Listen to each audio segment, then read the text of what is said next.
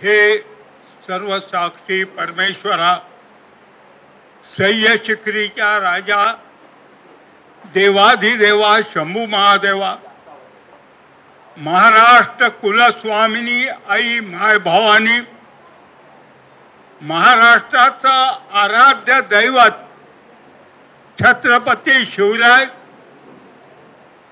आणि त्यानंतर ज्याने हिंदू धर्म जागृती केले असे स्वातंत्र्यवीर सावरकर यांना प्रथम वंदन करतो।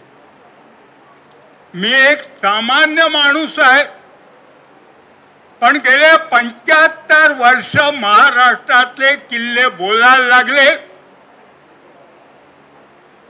आता अजून वृद्ध झालेलं नाहीये, पण माझं हे भाग्य आहे काही ते तरुण मुलं मावळा हा शब्द घेऊन किल्ले बनवायला लागले। छत्रपतींनी सिंधुदुर्ग बांधताना असं म्हणाले, 84 बंदरी ऐसा दागा नाही। त्यांनी सुरतवर हल्ला केला होता, पार्शिलोरवर केला होता। त्यांना माहित होतं 84 बंदरं ही पश्चिम महाराष्ट्रात मावळ मुलुखात, मावळतीकडे असलेला मुलुक त्या ठिकाणी आहेत, आणि त्या ठिकाणी या ठिकाणी जे आलेले आहेत ते पश्चिमेकडचेही काही मुलं असतील तर त्यांनी हे व्रत घेतलं पाहिजे। 18 टोपीकरांच्या उरावर शिवलंका जिंक जागा निर्माण केला। ते असे आयात निर्यात करणारे टोपीकर हे या तरुण मुलांनी किल्ला बनवताना त्यांनी जी काही शस्त्र आणली, तोफा आणल्या, त्याचा अभ्यास केला। शालेय जीवनातला इतिहास हा मार्क मिळवण्यापुरता असतो। बाह्य जीवनात जे काही चाललेलं आहे ते राजकारण आहे, पण कसं जगावं हे छत्रपती शिवाजी महाराजांनी आम्हाला शिकवले। कसं मरावं हे छत्रपती संभाजीराजाने आम्हाला शिकवलंय।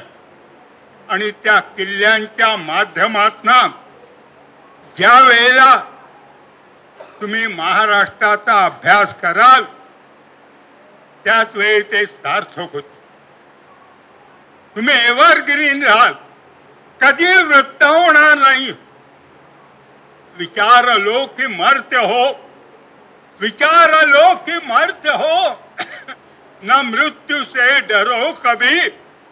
अरे मरो परंतु यो मरो, जो याद जो करे सभी। हुई न यो तू मृत्यु जो, वृथा मरे वृथा जिए, मरा नहीं वही कि जो जिया ना आपके लिए। उसी उदार की कथा, उसी उदार की कथा सरस्वती बखानती। उसी उदार से धरा कृतार्थ सार्थ बोलती।